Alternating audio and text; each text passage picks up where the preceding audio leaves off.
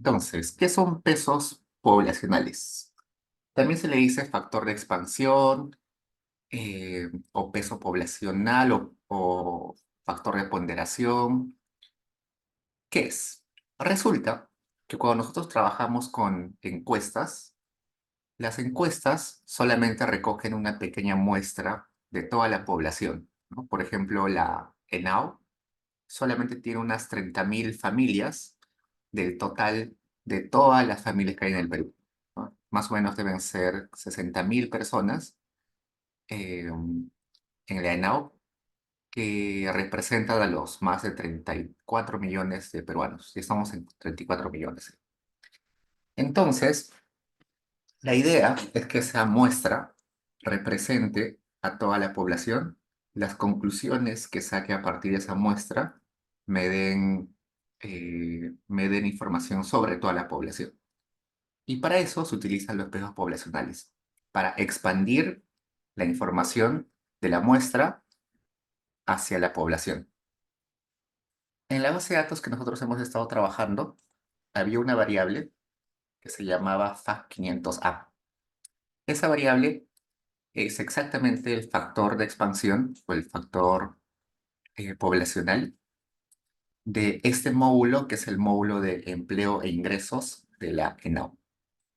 La información que nos da este numerito es a cuántas personas representa esta persona encuestada. Esta persona de la muestra, la persona 1, representa a 68.58 personas de la población peruana. Esta persona 19 representa 91.52 personas de toda la población peruana. Esta persona acá representa a 1.027.348 personas de la población peruana. ¿Yusi? Sí, una consulta. Esta variable FA500, o sea, solo sale porque estamos hablando de una base de datos que se le ha aplicado un muestreo. Exacto. A eso vamos a llegar en un momentito, Ok, pero gracias. ya, Entonces, gracias.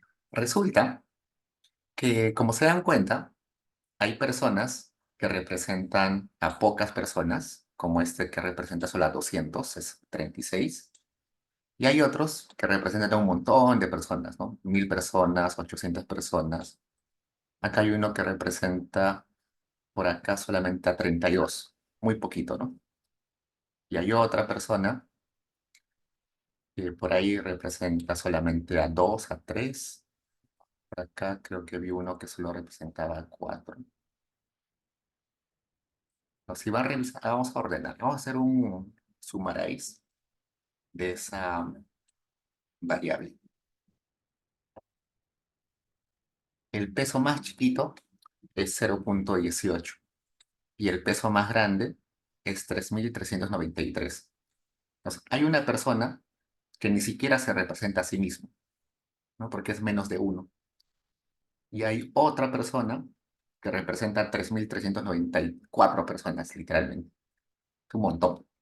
¿De qué tiene que ver eso? Exactamente del muestreo, que es lo que dice su compañera. ¿Qué es el muestreo? El muestreo es un proceso por el cual se elige a quienes entrevistar y a quienes no. ¿Cómo se hace esa selección? Hay que hacer un diseño muestral, se le dice. En ese diseño muestral, lo primero que hay que hacer es determinar cuál es el objetivo de mi levantamiento de información. Quiero tener información sobre qué población. Y dentro de esa población, quiero diferenciar algún tipo de persona o solamente me importa la población general. Por ejemplo, cuando en las elecciones presidenciales se levanta información sobre las preferencias de votación, en ese tipo de encuestas solamente importa la cantidad de votos hacia cada candidato. No me importa mucho saber exactamente las características de las personas que votan, ¿no? No me importa saber en realidad qué edad tienen, no me importa saber cuánto ingreso tienen, cuánto gasto tienen, no me importa saber cuántos hijos tienen, no. Solamente lo que más me importa de esas respuestas es por quién va a votar. Por eso, esas encuestas solamente tienen 2.000, 2.500 entrevistas, es suficiente, porque solo necesito saber su preferencia de votación, no necesito saber características adicionales de la persona. Pero, por otro lado, está la ANAU.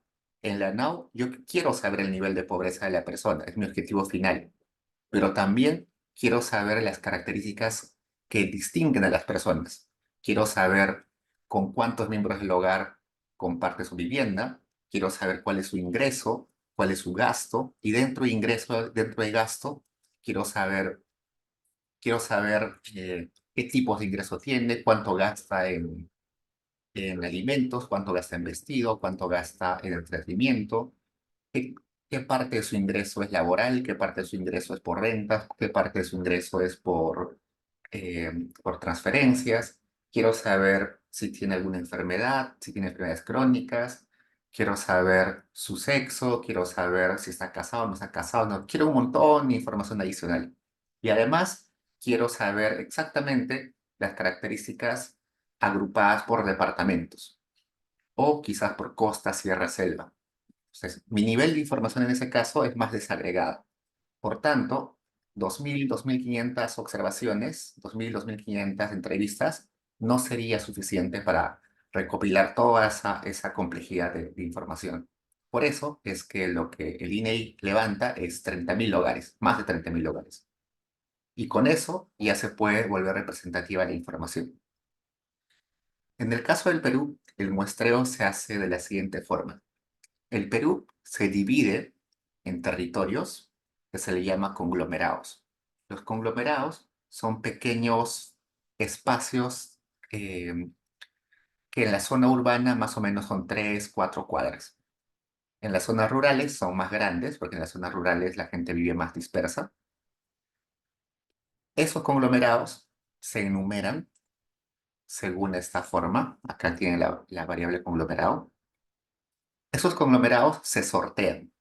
Solamente un grupo de esos conglomerados se van a elegir, es decir, no se va a entrevistar en todos los territorios. Esos conglomerados se van a seleccionar aleatoriamente, pero garantizando de que no haya asimetrías entre territorios. Por ejemplo, si me salen demasiados conglomerados en solamente un departamento, quizás algo está mal en la aleatorización. Si me salen demasiados conglomerados solamente en la zona rural y nada en la zona urbana, esa aleatorización debe tener algún defecto. Pues la idea es aleatorizar y elegir los conglomerados de forma de que todo el territorio del Perú esté más o menos mapeado. Luego, dentro de cada conglomerado que ha sido elegido, se hace un sorteo de a qué hogares se va a entrevistar. Entonces, ellos tienen un padrón de viviendas, más o menos se conoce los municipios, tienen un padrón se le dice un catastro. Un catastro es un registro de las viviendas, tipo de viviendas que hay en un distrito, que hay un distrito. Con eso el INEI más o menos sortea a qué casas van a ir a tocar la puerta y a entrevistar. Y en esos casos también se aleatoriza de forma que se balanceen las características, ¿no? de los distritos. Si me salen puros hogares que están en una periferia del distrito, eso no está bien. Tiene que estar como recontra disperso alrededor de todo el distrito, así de modo que la información abarque todo el espacio del conglomerado, ¿no? Y esos hogares son los que finalmente son entrevistados y se les hace todas las preguntas de todos los módulos, ¿no? Y resulta que cada uno de esos hogares, en teoría, no tiene la misma probabilidad de ser encuestado. Entonces, ustedes imaginen que viven en Jesús María, al lado del local del INEI. El INEI, su sede central está en Jesús María. Creo que está por el metro de, no sé exactamente cómo se llama la calle, pero está en Jesús María. Entonces, ustedes imagínense que viven al costado del INEI. La probabilidad de que ustedes sean encuestados es recontra alta. porque basta con que el encuestador salga del INEI y toque su puerta para ya ser encuestados. Viven en una zona urbana, en una zona muy céntrica, al lado de una oficina del INEI, entonces son muy fáciles de encuestar. Y como son fáciles de encuestar, su probabilidad es alta de ser encuestados y su información vale poco.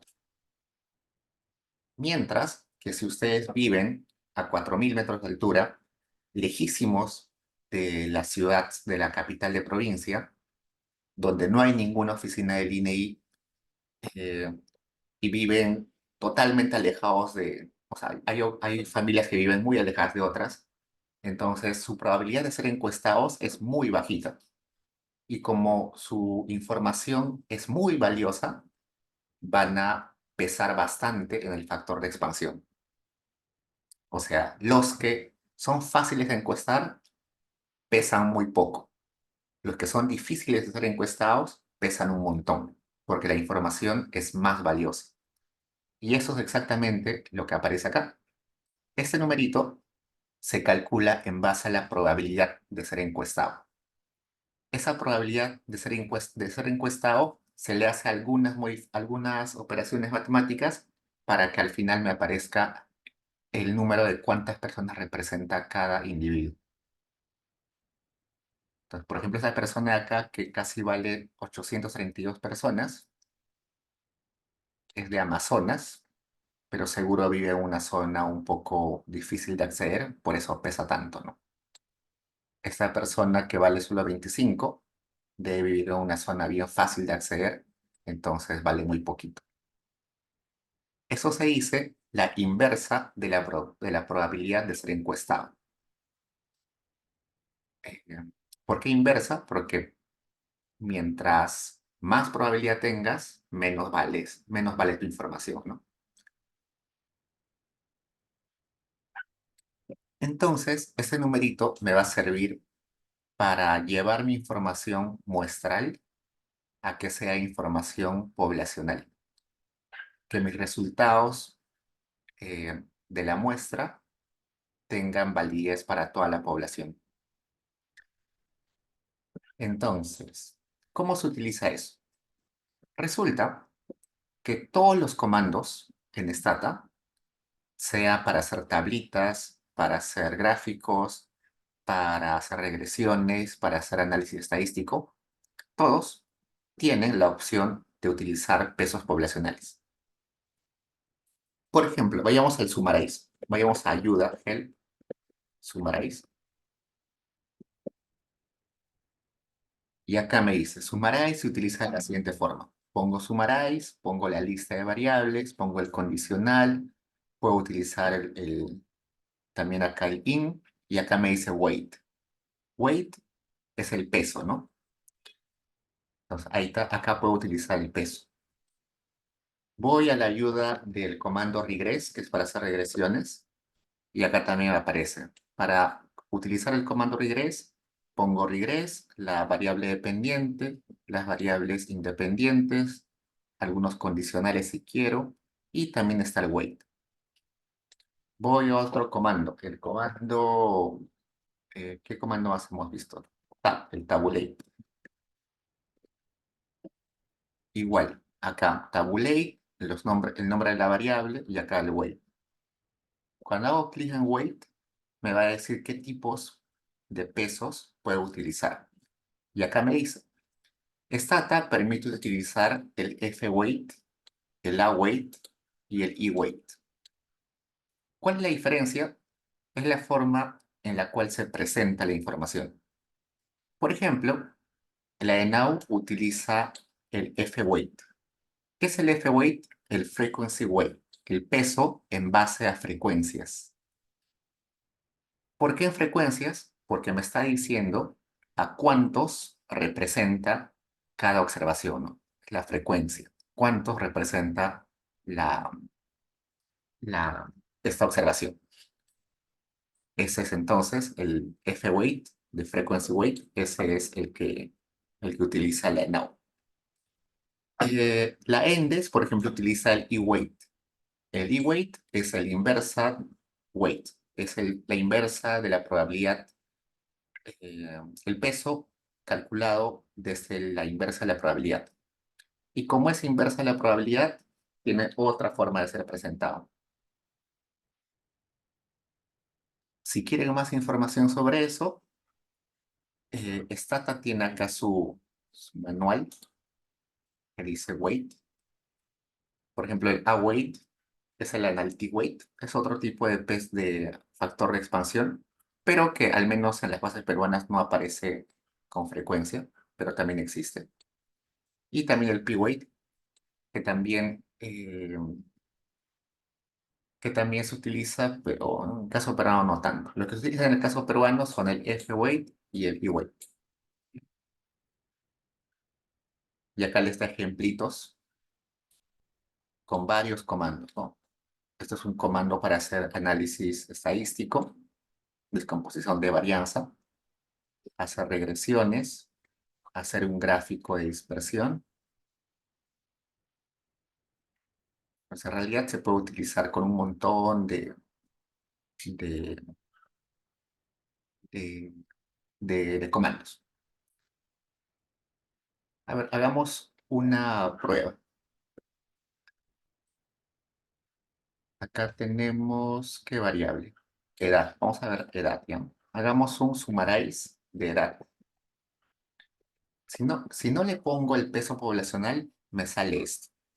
Me sale la edad promedio de mi muestra es 42,25. Ahora hagamos el mismo código, pero pongamos entre llaves W igual el nombre de la variable peso poblacional. Esta es la forma estándar de poner el peso.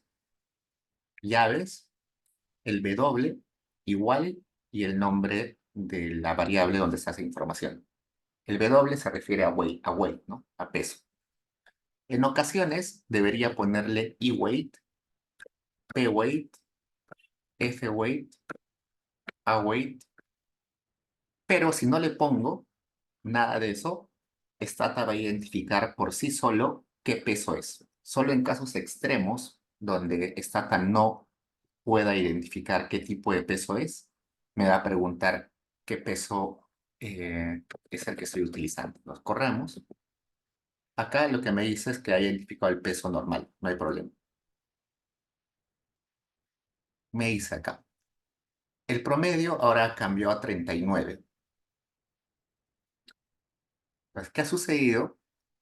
Que en realidad no utilizar el peso hace que mis estimaciones y mis resultados estadísticos sean muy distintos a los que serían si utilizo el peso poblacional.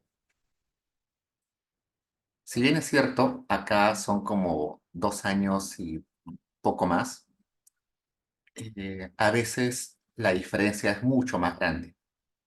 Entonces hay que tener cuidado.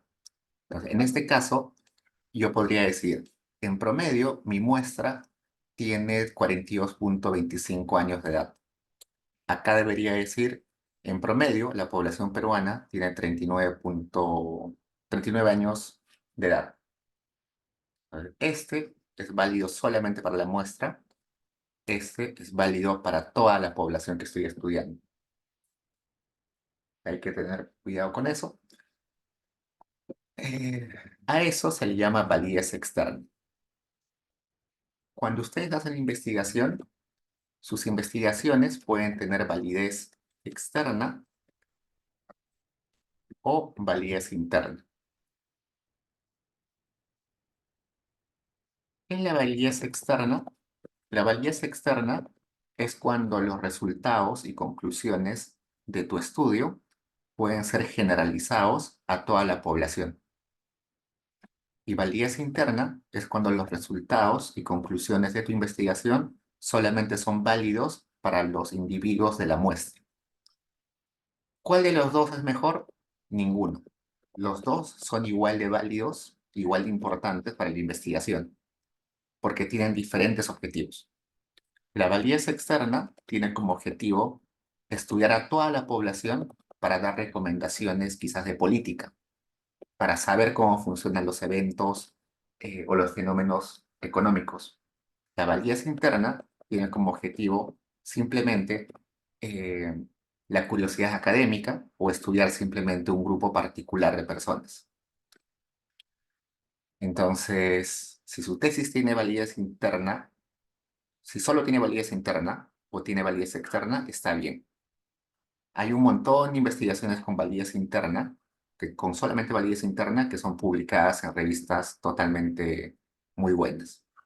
Por ejemplo, en Grade, ustedes conocen seguro Grade, eh, trabajan con la encuesta de los niños del milenio, Young Lives, que vamos a verlo en la segunda parte del curso. Esa encuesta, lamentablemente, tiene muy pocas observaciones.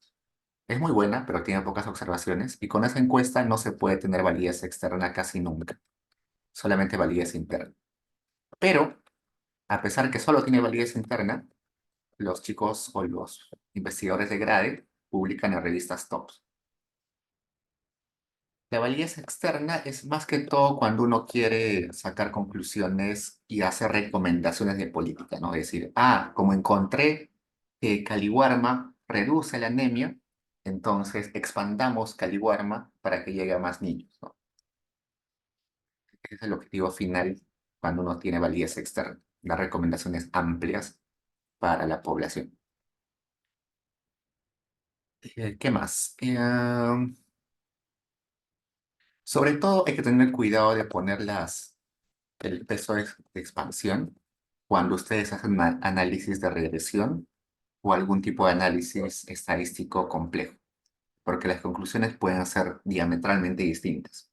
Un resultado significativo puede pasar a ser no significativo, un resultado negativo puede pasar a ser positivo, simplemente por el hecho de cambiar o de utilizar o no utilizar el factor de expansión. ¿Por qué sería factor de expansión? Porque es como si estaría convirtiendo esta muestra de solamente 86.806 individuos a una muestra de 25.603.468.5 personas. ¿Acaso me está diciendo eso? Esta, esta muestra con 86.000 y un poco más de observaciones, en realidad puede ser representativa, expandida, para una población de 25.603.468. Entonces, hay que tener cuidado con el factor de expansión. Su uso y su no uso te pueden llevar a a conclusiones muy distintas. ¿Hasta ahí preguntas, chicos?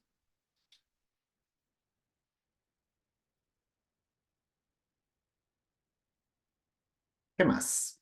Este factor de expansión, vamos a leer acá. Su etiqueta dice factor de expansión del módulo empleo e ingresos que ha sido calculado con las proyecciones del Censo de Población y Vivienda. ¿Ya? Este factor de expansión solamente es válido para el módulo empleo y ingresos. Ese módulo está a nivel de personas. Cuando abramos otra base de datos, va a haber otro factor de expansión a nivel de hogares, otro factor de expansión solamente para niños, otro factor de expansión solamente para mujeres. Entonces, en realidad este factor eh, varía según la población que está estudiando, ¿no? Acá la población que está estudiando es a los que están en el módulo de empleo e ingresos. ¿Y quiénes están en el módulo de empleo e ingresos? Los mayores de 14 años, que son los que están en edad de trabajar. En el módulo de, de características de individuos, que es el módulo 200, creo, la población son todos, desde niños, bebés, hasta ancianos. Pues ahí cambia la población. En el módulo de características del hogar, la población son los hogares, todos los hogares. Entonces, el factor también va a cambiar. Si voy a la ENDES y abro un módulo que solamente es para niños, la población va a ser niños. Entonces, el factor también va a cambiar porque cambia la población.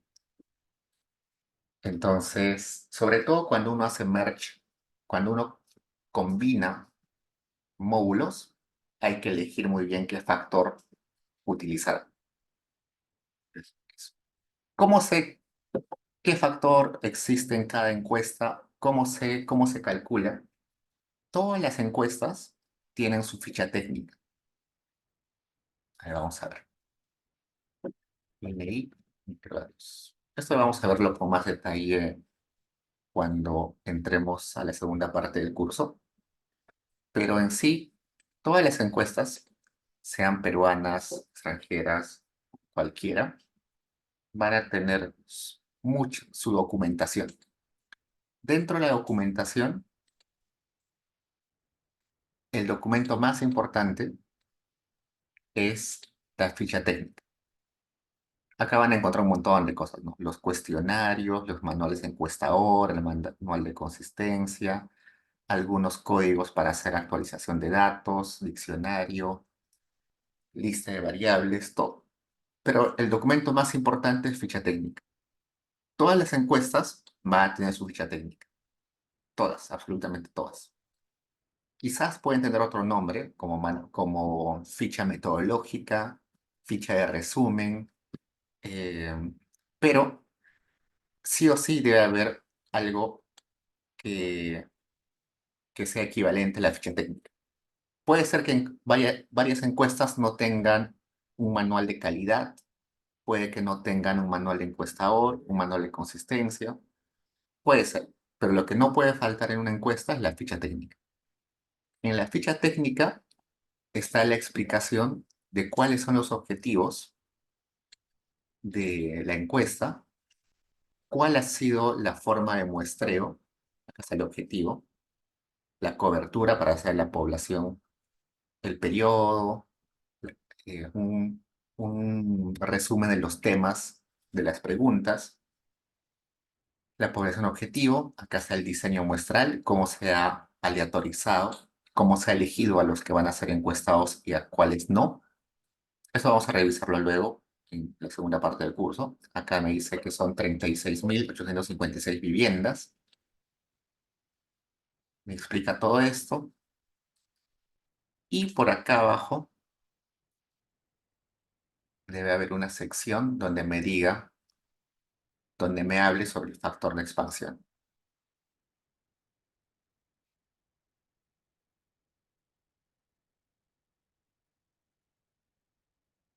Vamos a ver.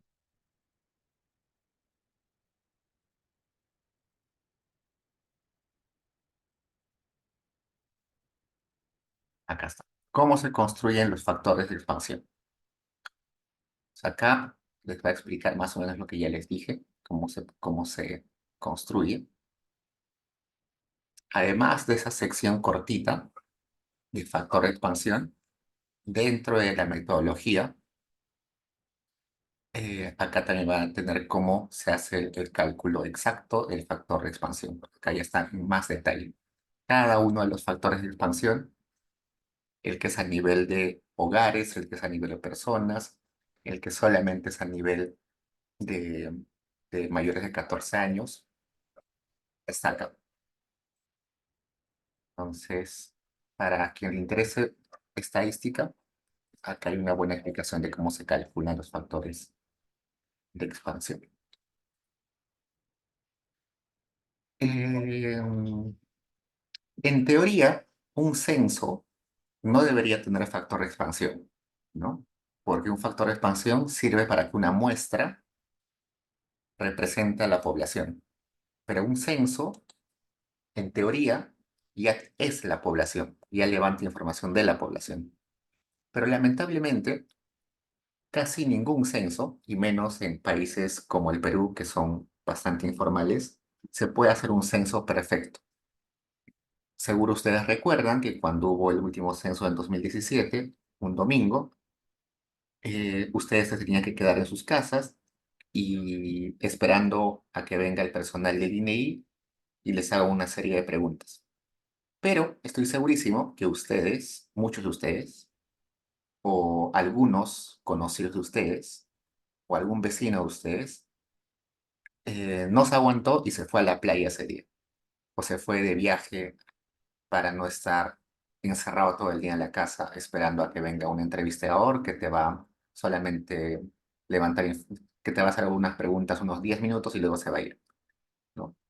O hay mucha gente muy desconfiada que no permite que entre gente a su casa, así que se resiste a que alguien venga.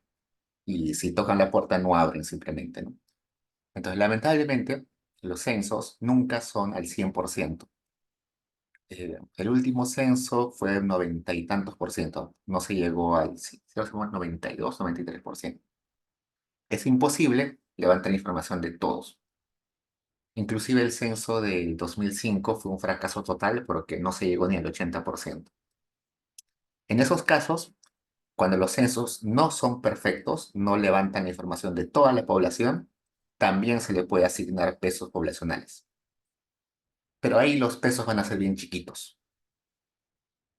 Entonces los pesos van a ser más grandes, como acá, cuando la muestra sea muy lejana al total de la población, ¿no? Acá el total de la población son más de como 30 millones de personas. Por eso los pesos son grandes. Pero si fuera casi toda la población que he entrevistado, los pesos serían chiquitos, ¿no? Uno, dos, uno, dos. Los pesos serían bien chiquitos.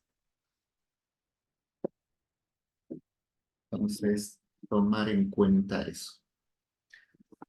Pongamos otro ejemplo. A ver, pongamos tabulate informal. Creo que tenemos esa variable. O sea, acá me dice, según mi muestra, el 80,08% es informal. Si ahí le pongo el aumento y lo expando con el factor de expansión,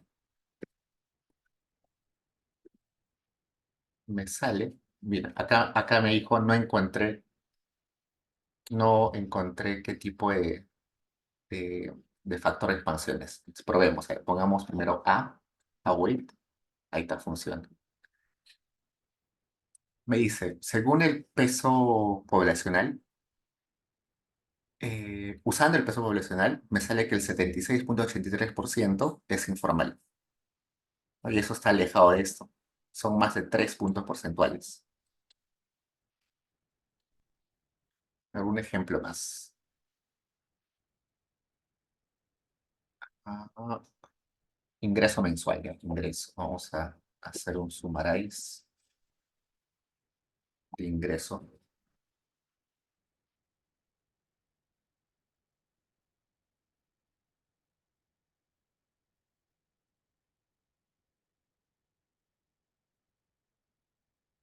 Para mi muestra, el ingreso promedio es 750 soles, pero si considero el peso poblacional, me sale que el ingreso en realidad es 796,17, ¿no? Son más de 45 soles de diferencia entre uno y otro, ¿no? Entonces, lo recalco porque en lo que venga vamos a utilizar un montón los espejos de expansión y olvidarnos puede ser que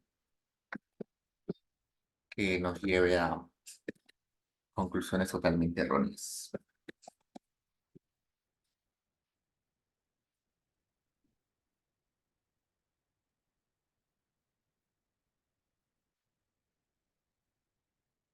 ¿Qué chicos preguntas sobre esto?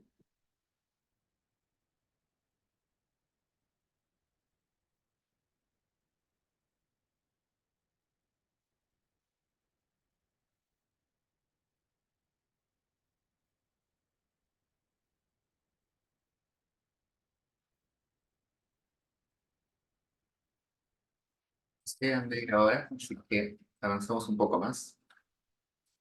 Veamos cómo exportar tablas. Entonces, una preocupación siempre cuando uno hace un trabajo o hace tesis es cómo exportar tus tablas, ¿no?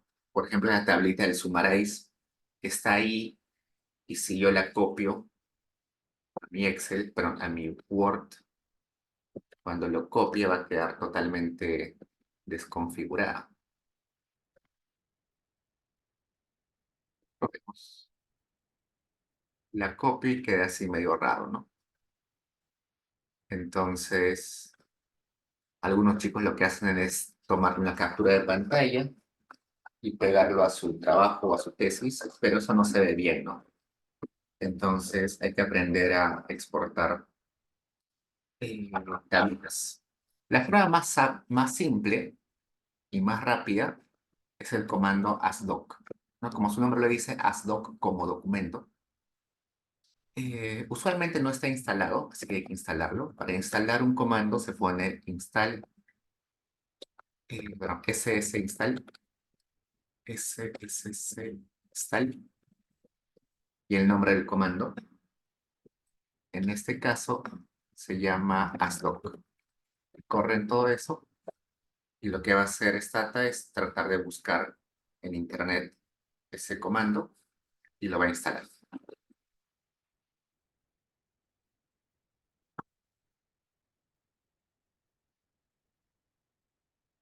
En mi caso hice chequeando si ya está instalado y me dice que ya está, ¿no? Entonces, supongamos que yo hago una tablita de informal cruzado con departamento de PTO y me saldría esa tablita, ¿no? Está muy larga, muy ancha. Vamos a cambiar el orden. Primero departamento y luego informal para que sea más ordenado. Ya, ahí está la tablita. Si quiero exportarlo rápidamente, adelante del comando tab le pongo asdoc. Corro. Y esa tablita ahora la he puesto en un documento que se llama MyFile. Entonces hago clic en MyFile y me ha exportado mi tablita a Word de forma sumamente rápida y bien presentado con, con todos los nombres y valores.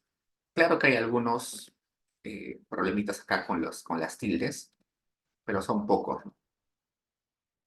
Pero lo bueno es que lo hace sumamente rápido. Por eso es que el asdoc es un comando muy, pero muy eh, útil. Te permite exportar rapidísimo cualquier cosa que ustedes realicen, ¿no? Por ejemplo, hago un summarize de ingresos y adelante le pongo asdoc. Corro a ingreso y acá me aparece en azul el documento. Acá está la tabla anterior que hice y más abajo está la tablita que salió del summarize, ¿no? Y se ve bonito, ¿no? Y ahí lo puedo ordenar, cambiarle la letra, achicar, agrandar el tamaño de letra, cambiar de color. Y el asdoc funciona con todo. Pueden poner, no sé, el de acá. La semana anterior hicimos esa tablita. Adelante le pongo asdoc.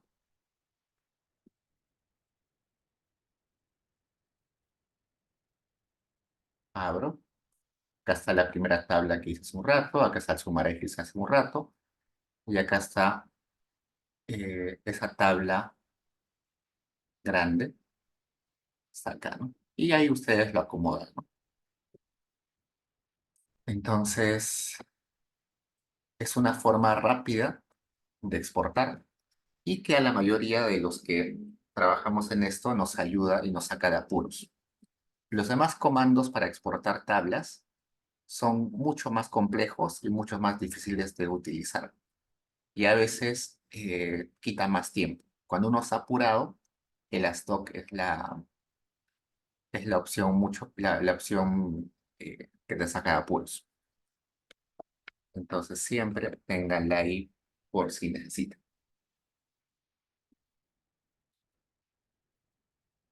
¿Qué más? Ah, bueno, me olvidaba decirles. Si por defecto el ASDOC guarda la información en un documento que se llama MyFile, que está en Word.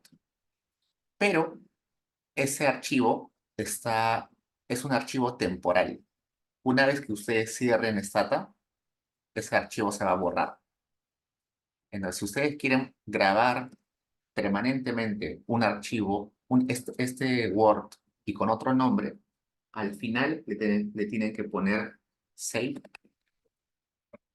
y eh, dentro del save el nombre que le quieren poner. Por ejemplo, no sé, semana 5, ¿no? Estamos en semana 5. Punto doc. Corro y ahora lo guardo como semana 5 y lo guardo en mi directorio. Ya está, semana 5. Si no, el archivo temporal myfile puede ser que se borre eh, apenas cierren Stata. Justin, Sí, Diego, una consulta. dime, ¿Se va a guardar en el directorio que estamos utilizando? no te escuché. Ah, que si se va a guardar en el directorio que estamos utilizando en el DoFi. Sí, se va a guardar en el directorio. Si quieren guardarlo en otra dirección, ya saben que deben poner toda la dirección acá, ¿no? Así deberían poner, en caso quieran guardar en en otra dirección, deberían poner el- todo el nombre de la carpeta, ¿no? Pero si van a guardarlo en el mismo directorio que ya han declarado al inicio, basta con ponerle el nombre y el formato.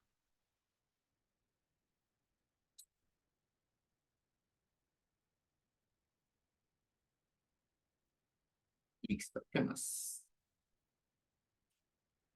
A ver, vamos a abrir esto.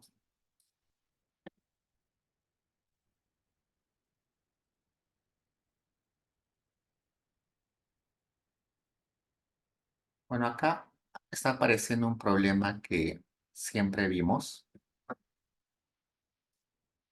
que hay en ocasiones muchos decimales, pero ya nosotros sabemos que cuando hay problema de decimales, puedo corregirlo con esto, no ponerle forma y cambiarle la cantidad de decimales. Tomen en cuenta esto también. ¿Qué más? Hay muchos otros comandos para exportar tablitas. Por ejemplo, si es una tablita de regresión, el comando por defecto se llama outreg2.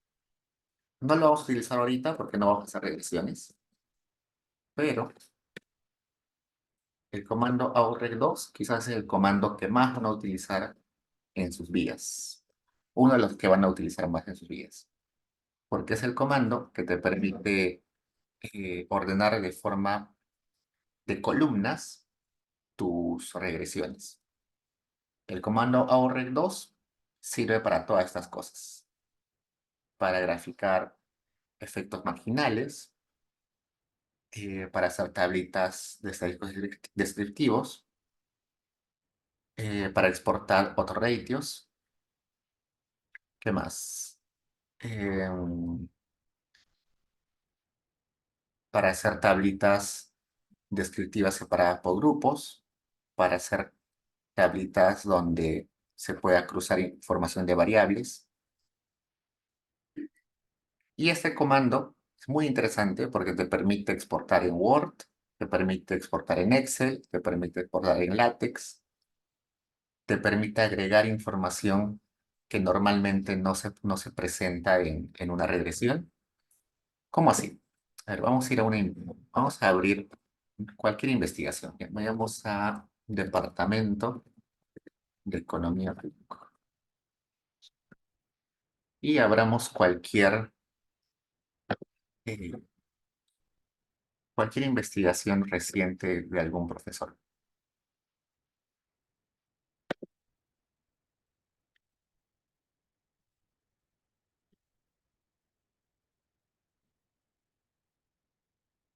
A ver, de Tania, vamos a ver.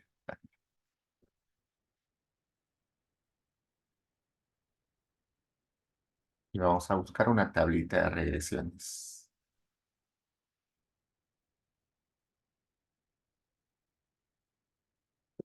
Acá está una tablita de regresiones, ¿no? Cada columna es una regresión distinta. La variable dependiente es el logaritmo de ingreso, la variable y, ¿no? Y las variables X son todas las que están acá. COVID, mujer, mujer, la interacción de mujer con COVID, la binaria de jefe de hogar, la interacción de jefe de hogar con la restricción, niños menores de 6 años, hay un montón de variables X. Típicamente lo que hace el PowerRec 2 es poner en columnas, como acá, tus regresiones. Por defecto, el comando PowerRec 2 solamente te exporta hasta acá, todo lo que estoy seleccionando, hasta acá, hasta ahí. Las columnas, los coeficientes, las descripciones estándar que están en paréntesis, lo que está en paréntesis son los errores estándar. Y los numeritos acá son los coeficientes y los asteriscos son la significancia. Y acá están los nombres de las variables X y abajo está la constante. Esto de agregarle efectos fijos, agregarle la información de si se ha utilizado efectos fijos, agregar la información del R cuadrado, o quizás aumentar la información del R cuadrado ajustado, o agregar la información sobre un test estadístico adicional. Todo eso son elementos que uno puede ir agregando con el comando aurec2. ¿Qué más? Por convención, entre los economistas, lo que está entre paréntesis es el error estándar. Sin embargo, en algunos entornos, por ejemplo, en algunos países de Europa, no se suele poner errores estándar. Se pone el valor T, el estadístico T. Entonces, también se le puede cambiar eso. El comando aurec2 permite todo eso. Y como es tan versátil y tan bueno, todos los economistas lo utilizan. Acá, por ejemplo, veamos algún ejemplo.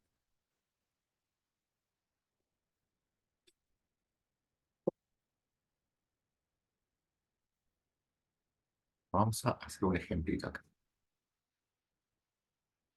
Ah,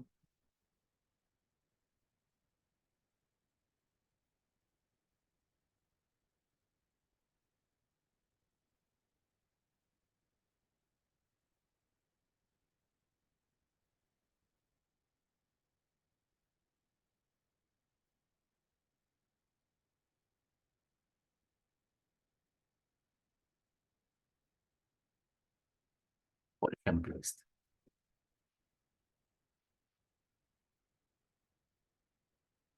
Lo que está haciendo primero es abrir una base de datos que ya hemos visto que se llama auto.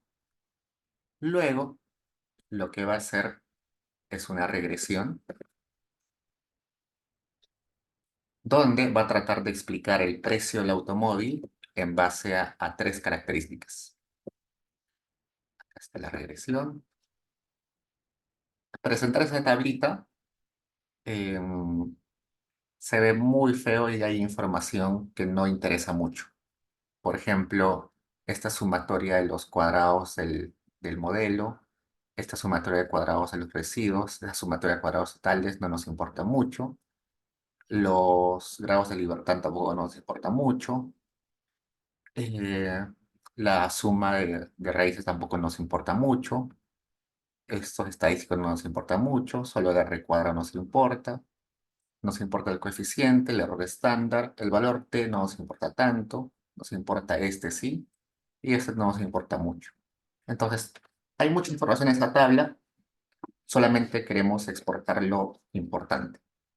Lo que hace el ahorrel 2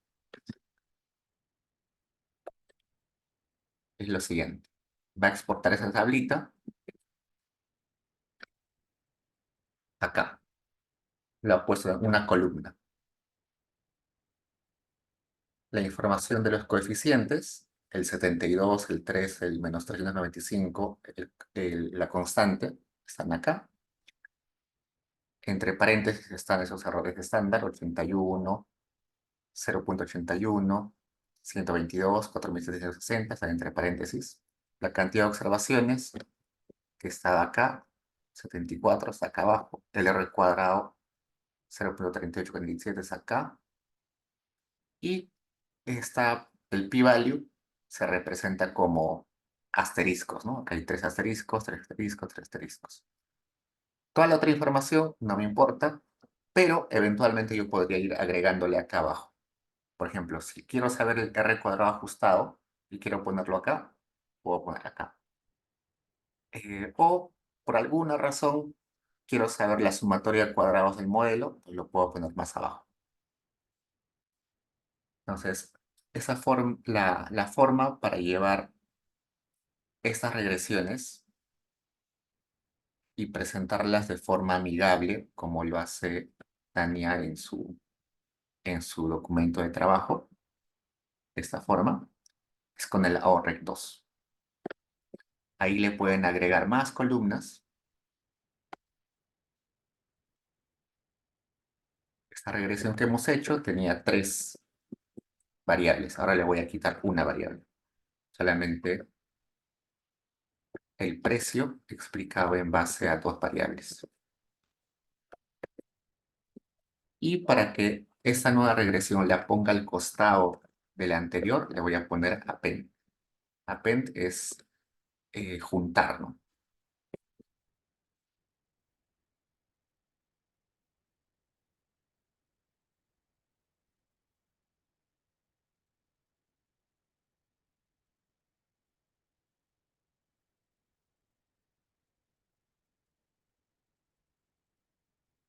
Y acá me la he puesto en 2 columnas, ¿no?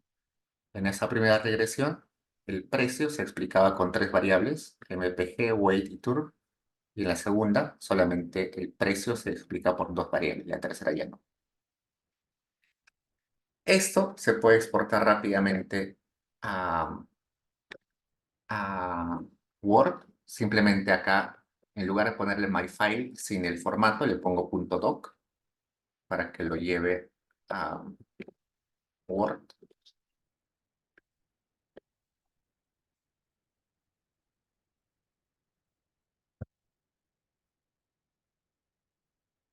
Y ya está.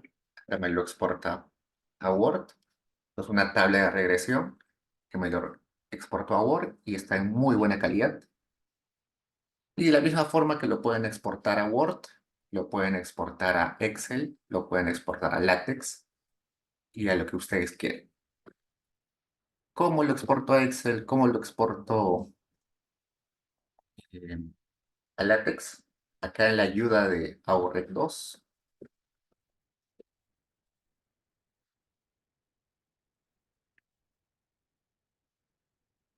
ya me dice. Si quiero exportar a Word o Excel, acá el 12. Y acá me dice que lo único que tengo que poner es al final ponerle coma, Word, Excel. La forma que yo utilicé es poniéndole myfile.doc, pero otra forma es poniendo acá Word, Excel. Si pongo los dos, me va a exportar un archivo en Word y otro archivo en Excel. Si quiero exportar en LaTeX, acá en el ejemplo 13, me aparece, ¿no? ¿Cómo exportar en LaTeX? Simplemente después de la coma ponerle text. Vamos a probar. En nuestro caso, vamos a ponerle así myfile, y acá al final text. Text.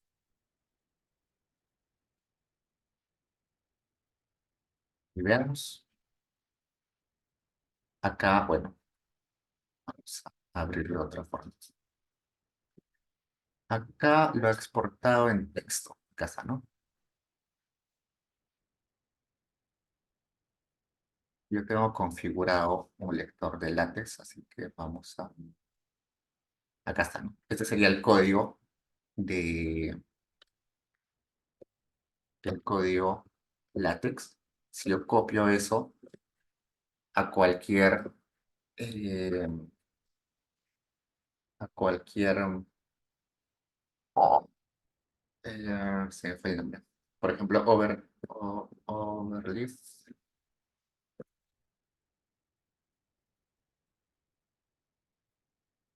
a cualquier editor de LaTeX. Se me fue el nombre, editor, pues, editor se dice. Algunos utilizan Overleaf, otros utilizan, ¿qué más hay? Hay un montón de editores. Yo solo utilizo Overleaf, ¿no? Entonces copian su, el código que exportaron en, exportaron, lo compilan y ahí está su tablita, ¿no? Los que les gusta mucho trabajar con látex, ahí tienen su tablita, ¿no? Ahí pueden hacer sus ajustes, cambiarle el tamaño, lo que sea, y cuando terminan de trabajar, lo, lo descargan en PDF, ¿no?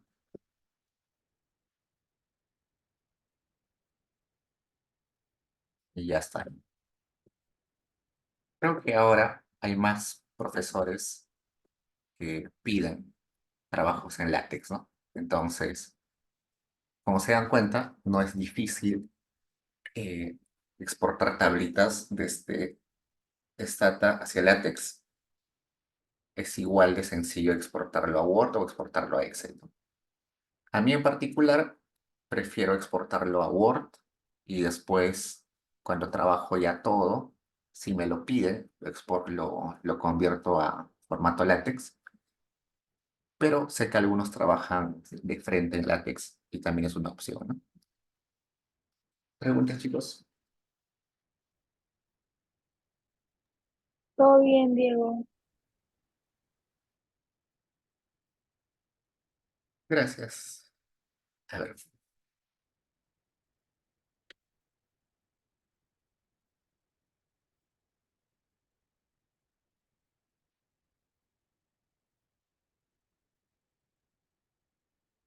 ese sería el ejemplo de autorrectos. Vamos a ver acá. Lo interesante de AUREC 2 es que no es un comando que ha sido creado por Statacorp. Es un comando que ha sido creado por una persona. Y a pesar de haber sido creado por una sola persona, es uno de los comandos más usados en el mundo. Entonces, denle una mirada a esto, porque también se pueden hacer estadísticos descriptivos. Se puede hacer de todo. Vamos a ver otros comandos para exportar, pero que son menos usados.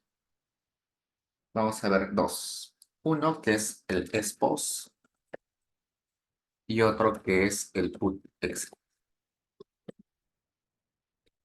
El expos es la abreviación de estimation post estimación. Entonces, después de hacer estimaciones, necesito hacer algo. ¿Qué es ese algo? Llevar mis resultados eh, a Word, a Excel o a cualquier otro editor de texto. Usualmente tampoco está instalado, así que deberían poner ss install y luego post.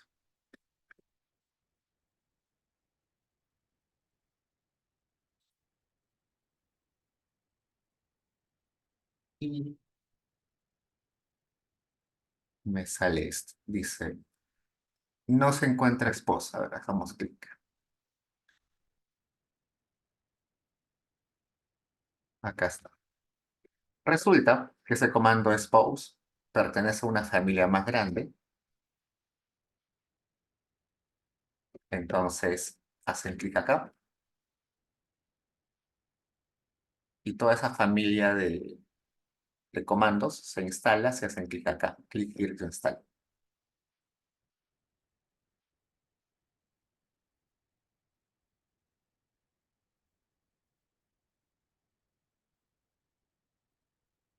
En mi caso, ya está instalado, no me recuerdo, así que no hay problema.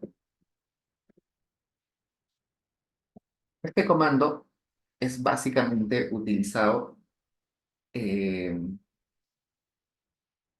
para hacer estadísticos simples, no para hacer tablas complejas.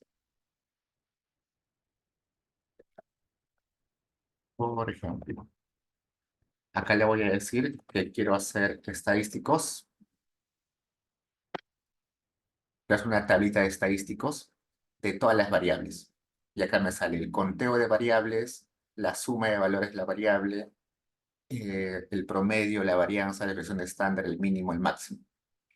Toda esa información la puedo exportar poniendo lo siguiente. Esta, y luego le pongo using, y ahí le pongo el nombre del documento, por ejemplo, semana 5 subguión A, en formato Word.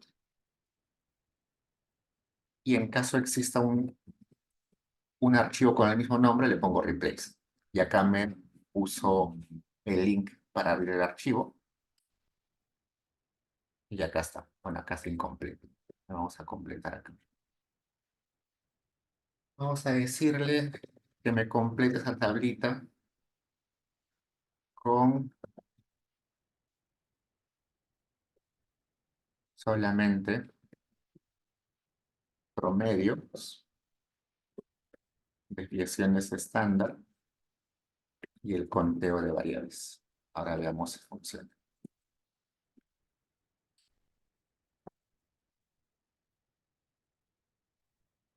Ahora sí, ¿no? Acá está.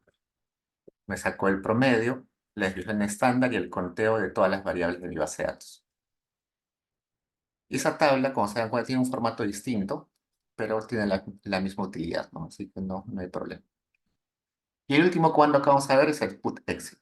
El put Excel es un comando más difícil de utilizar, pero que tiene una utilidad en particular.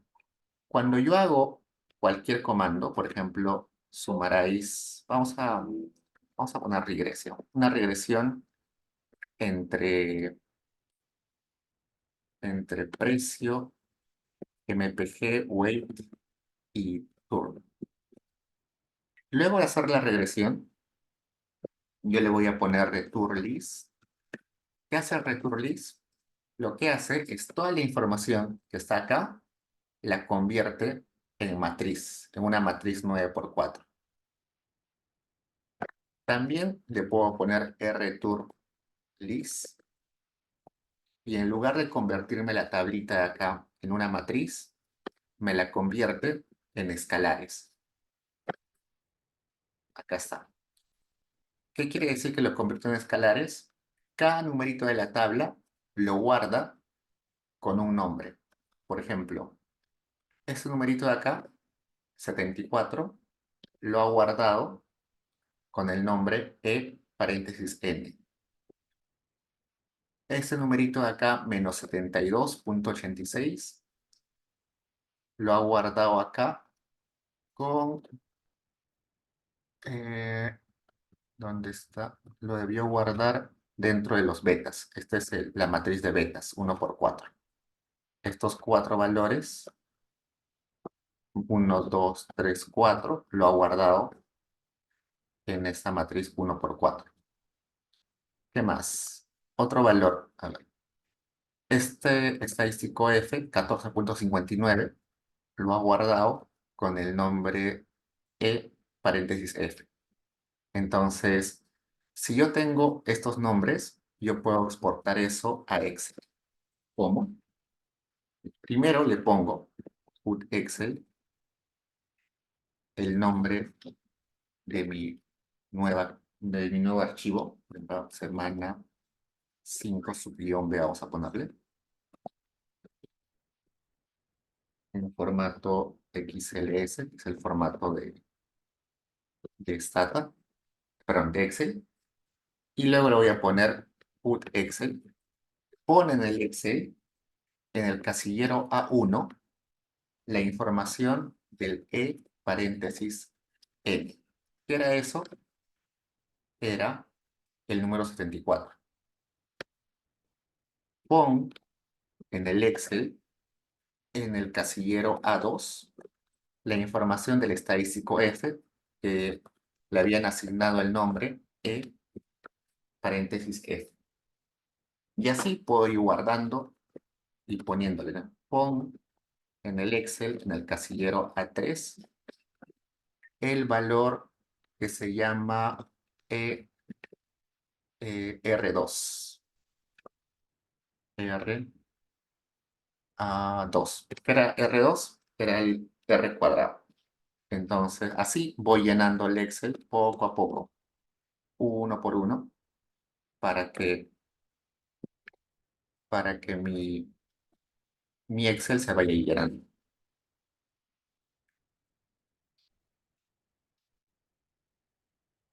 Me falta ponerle.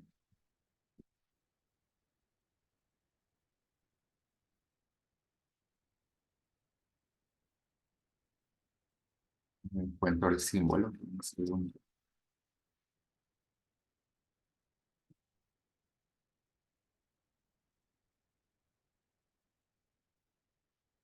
¿Se acuerdan del símbolo de...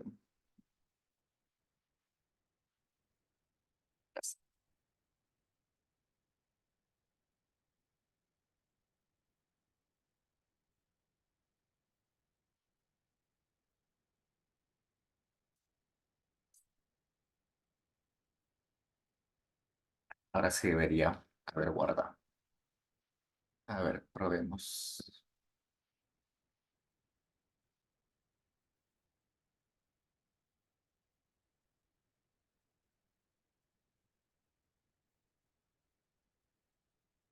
Y ahí están los valores, ¿no? 74 que era el N, 14,58 que era el valor del estadístico F y 0,38 que era el R cuadrado.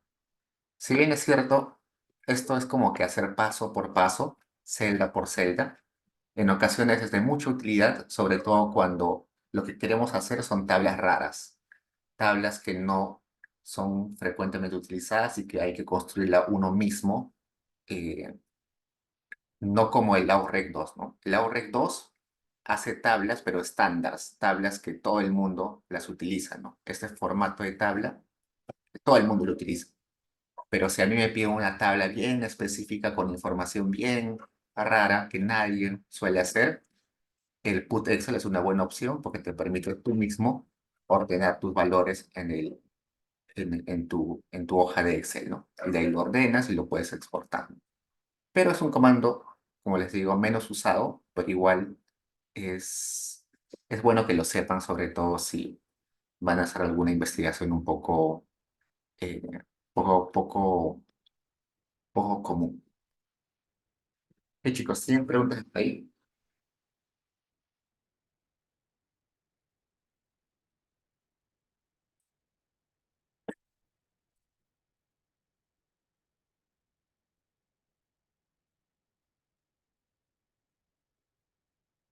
Chicos, me pasé 6 minutos, sorry. Eh, Me quedo un ratito si tienen preguntas, si no ya nos vemos el miércoles. Cuídense, nos vemos.